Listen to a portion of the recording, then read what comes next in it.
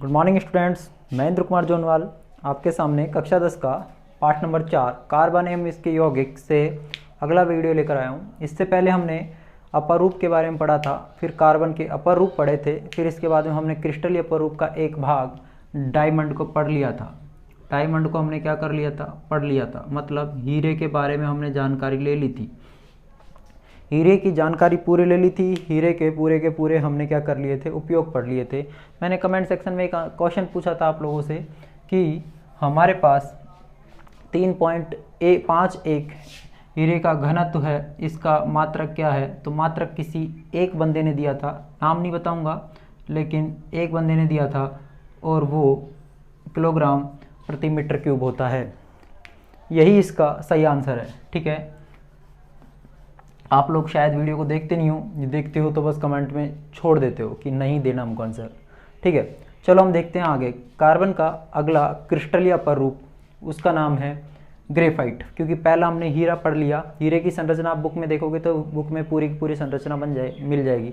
उसका चित्र बनाना और कुछ नहीं करना। ठीक है, उसका डिटेल मैंने आपको दे दिया पूरा। ग्रेफाइट क्या होता है, आप लोगों ने पेंसिल देखी होगी, पेंसिल में जो काला कलर का रोड आता है, इस टाइप का जो नुक होता है जिससे हम लिखते हैं, वो ग्रेफाइट का बना होता है। ठीक है, एक और चीज़, वो भी एक कार्बन का क्या है, क्रिस्टलीय अपर रूप है। नेक्स्ट हम बताएं आपको, तो कार्बन का आप सेल देखते हो, शुष्क सेल आता है, ठीक है ना, जिसे हम प्राइमरी सेल बोलते हैं। वो प्राइमरी सेल आता है जो बैटरी में डालते हो, उसके बीच में भी एक काले कलर की रोड आती है, काले कलर की रोड आती है, वो भी क्या होती है, ग्रेफाइट होती है। वो भी क्या होती है, ग्रेफाइट होती है।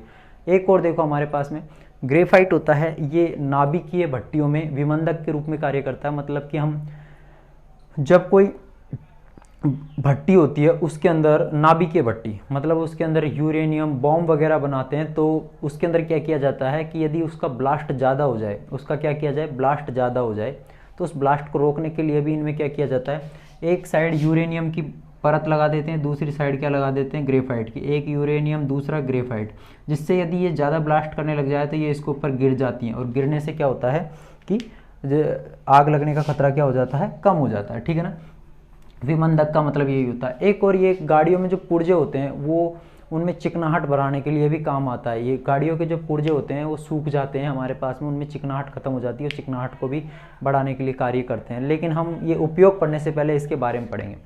तो ग्रेफाइट शब्द का निर्माण, ग्रेफाइट जो शब्द है इसका निर्माण होता है ग्रेफो शब्द से। किससे होता है बेटा, ये ध्यान रखने वाली बात है कि ग्रेफाइट शब्द का निर्माण किससे हुआ है, ग्रेफो शब्द से। और इस ग्रेफो शब्द का मतलब होता है लिखना। ग्रेफो शब्द का मतलब क्या होता है, लिखना। मैंने उपयोग पहला इसलिए बताया आपको क्योंकि मैंने पेंसिल का नाम लिया था। पेंसिल के अंदर जो रोड और नुक होता है आगे का, जिससे हम लिखते हैं, वो क्या होता है, ग्रेफाइट होता है। ठीक है, तो ग्रेफाइट शब्द का निर्माण किससे हुआ है, ग्रेफो शब्द से हुआ है। और ग्रेफो शब्द का मतलब होता है लिखना। ग्रेफो शब्द का मतलब क्या होता है बेटा, ग्रेफो शब्द का मतलब होता है बेटा लिखना। क्या होता है बेटा, लिखना होता है। ठीक है, आप लोग देखो, ये पहला पॉइंट हमने क्लियर किया। नेक्स्ट पॉइंट क्या है कि ग्रेफाइट में कार्बन का एक परमाणु क्या होता है, अन्य 3 कार्बन परमाणुओं से क्या होता है, जुड़ा हो रहता है। मतलब ऐसे समझो कि एक कार्बन होता है, ये अन्य 3 कार्बनों से क्या होता है, जुड़ा रहता है बेटा। ठीक है, एक कार्बन 3 अन्य कार्बनों से क्या होता है, जुड़ा रहता है। वहां पे हीरा क्या था हमारे पास में, एक 4 से जुड़ा हुआ था, एक किससे जुड़ा हुआ था, 4 से जुड़ा हुआ था।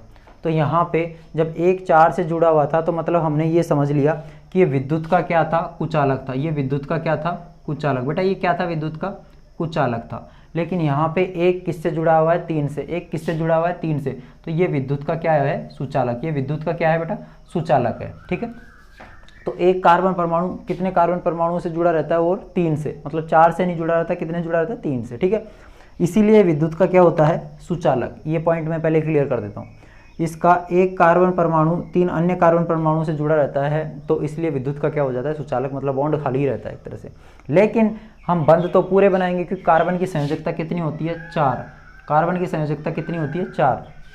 तो इसके अंदर एक बंध होता है, वो द्विबंध से बंधित होता है। ठीक है, तो आप लोगों को ध्यान रखना है कि एक कार्बन परमाणु 3 अन्य कार्बन परमाणु से क्या होता है, जुड़ा रहता है बेटा। ठीक है, ये वाली जो लाइन है उसको पढ़ो कि ग्रेफाइट में षटकोणीय तल परतनुमा एक दूसरे के ऊपर रहते हैं। तो देखो कैसे रहते हैं, षटकोणीय का मतलब ऐसे। ग्रेफाइट में इस टाइप से परत होती हैं, इस टाइप से। इस टाइप से 2 3 जितनी परत होती हैं, ये परत होती हैं इसके अंदर।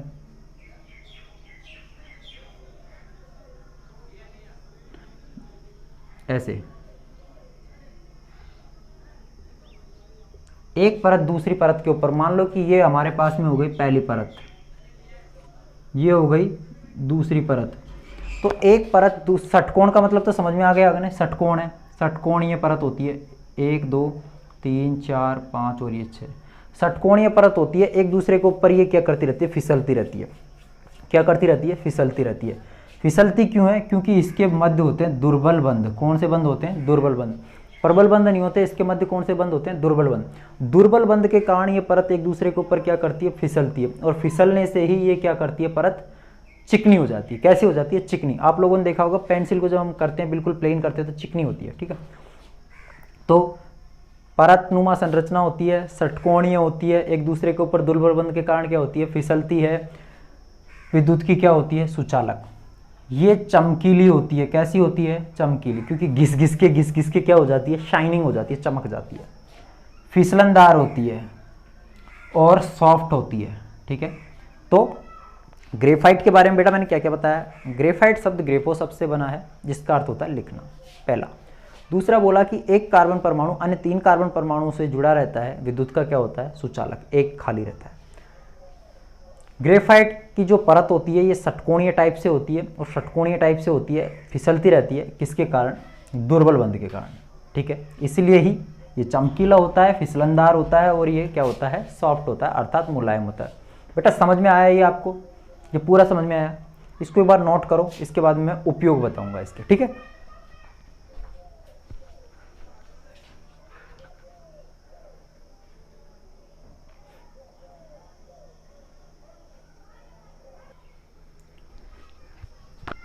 बेटा अब हम पढ़ेंगे ग्रेफाइट के उपयोग कि ग्रेफाइट के उपयोग क्या क्या है। तो ग्रेफाइट का पहला उपयोग मैंने बता दिया था कि ये पेंसिल बनाने के लिए काम आता है। ग्रेफाइट का पहला उपयोग क्या है कि पेंसिल बनाने के लिए उपयोग में आता है। ये क्या है पहला उपयोग इसका, ग्रेफाइट का पहला उपयोग है पेंसिल बनाने के लिए काम में आता है। दूसरा है शुष्क स्नेहक के रूप में। ये क्या करता है, मशीन के जो पुर्जे घिस जाते हैं, मशीन के पुर्जे जो घिस जाते हैं, उन घिसे हुए पुर्जों को क्या करता है, उनमें चिकनाहट पैदा करने के लिए भी किया जाता है।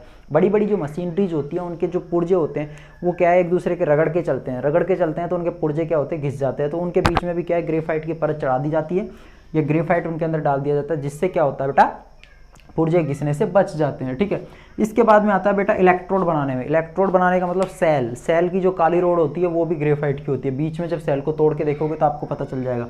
नाभि के भट्टी में मंदक के रूप में, मंदक का रूप मतलब समझ में आया आपको क्या, कि भाई मैंने एक चीज़ बताई थी कि एक साइड इसमें यूरेनियम का विस्फोट करेंगे ना, तो दूसरी साइड इसके अंदर क्या कर देंगे, ग्रेफाइट की रोड लगा देंगे, जिससे विस्फोट के दौरान यूरेनियम फटेगा, और ज़्यादा फट गया, आग लगने का खतरा हो गया, तो ये ग्रेफाइट की रोड इसके ऊपर क्या कर देती है, गिर जाती है। जिससे क्या होता है हमारे पास में कि ग्रेफाइट की रोड जैसे ही इसके ऊपर गिरेंगी तो उससे एक चीज़ हमारे पास निकल के आएगी।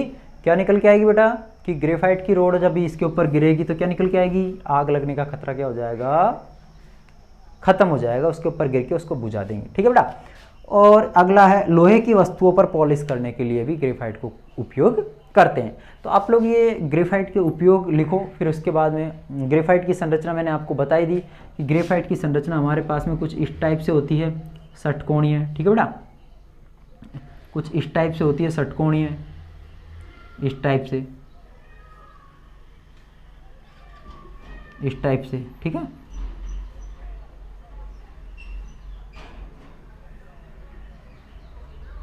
एक परत दूसरी परत के ऊपर फिसलती रहती है, ठीक है। तो आप लोग इसको छोड़ो, आप लोग इसको चित्र को तो देख लोगे, वहाँ भी आपके पास मिल जाएगा बुक के अंदर। इन नोट करो ये पहले, अब ये लोग नोट करो, फिर इसके बाद में अपन फुलरीन के बारे में पढ़ेंगे, ठीक है बेटा।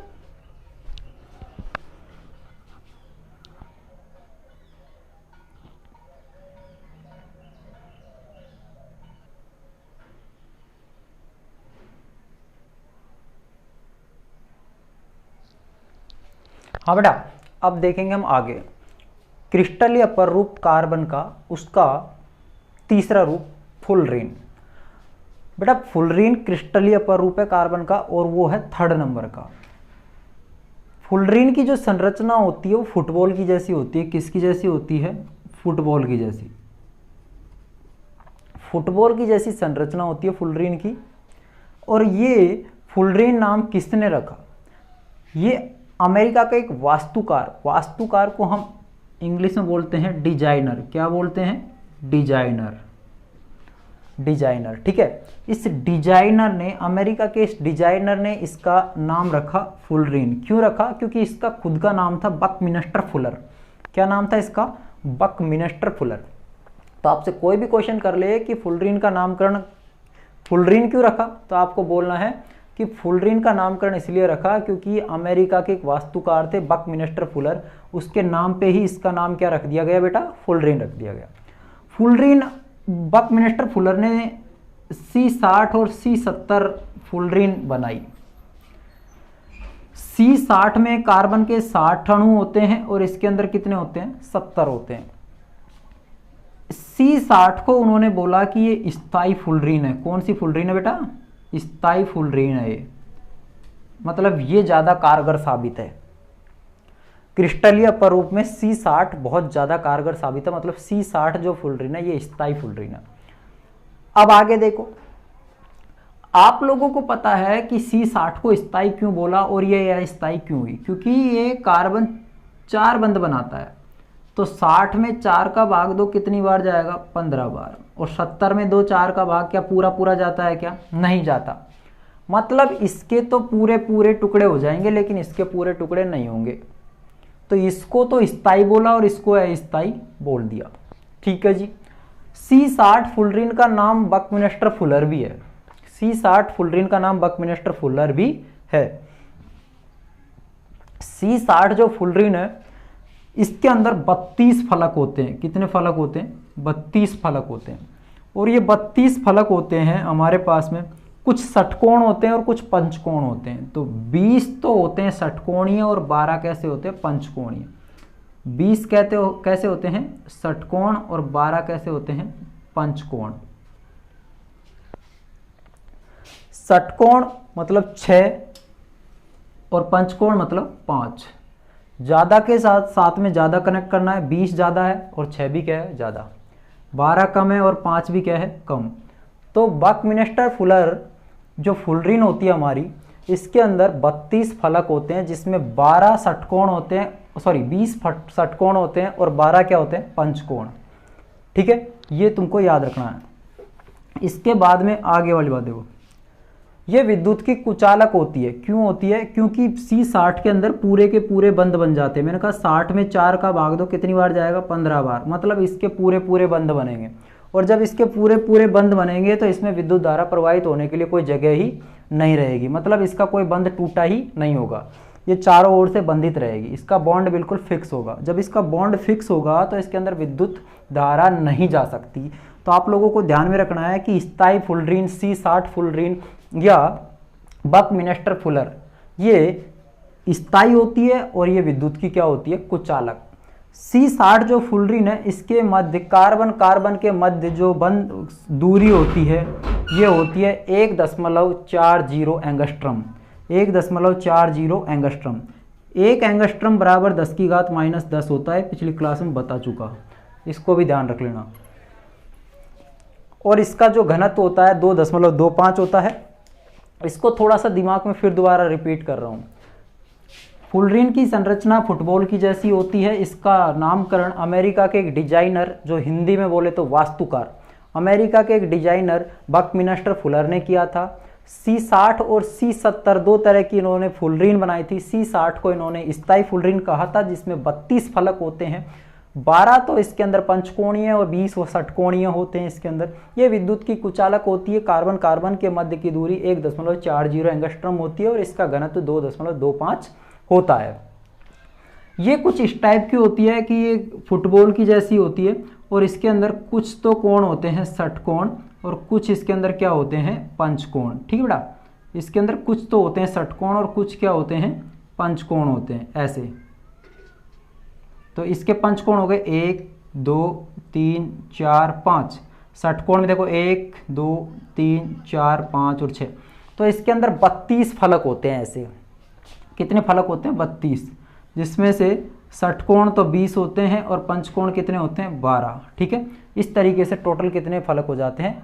32 फलक हो जाते हैं। बेटा इसको उतारो और इसकी संरचना फुटबॉल की जैसी ही बनानी है आपको, ये आपको बुक में मिल जाएगी, ठीक है, और आपको PDF में मिलेगी। तो आप एक बार इसको नोट डाउन करो, फिर इसके बाद में उनको उपयोग बताएंगे।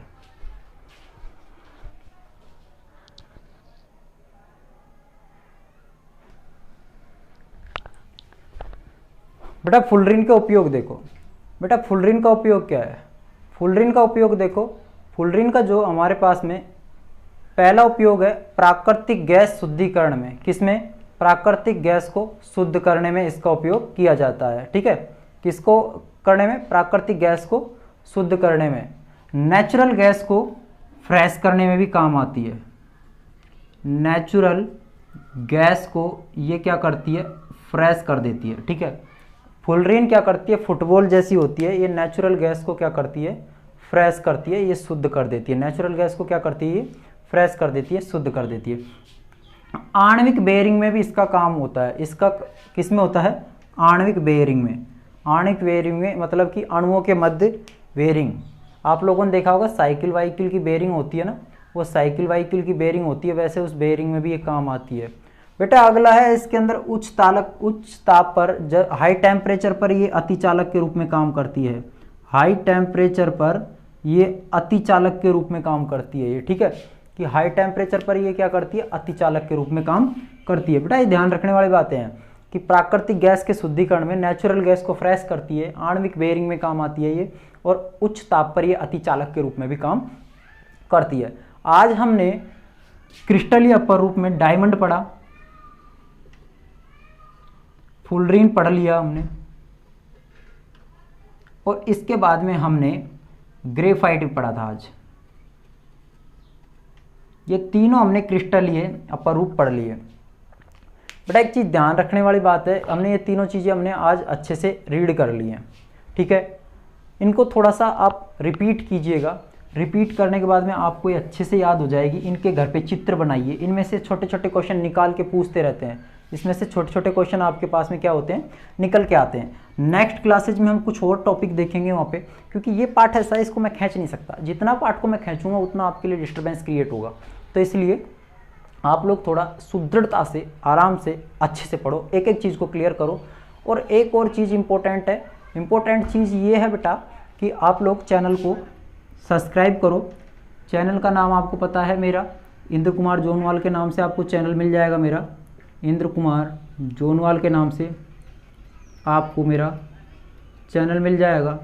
दूसरा बेटा, जब भी कोई प्रॉब्लम हो आपको तो मेरे को ये कॉल कर दिया करो, यहाँ पे मैसेज ड्रॉप कर दिया करो।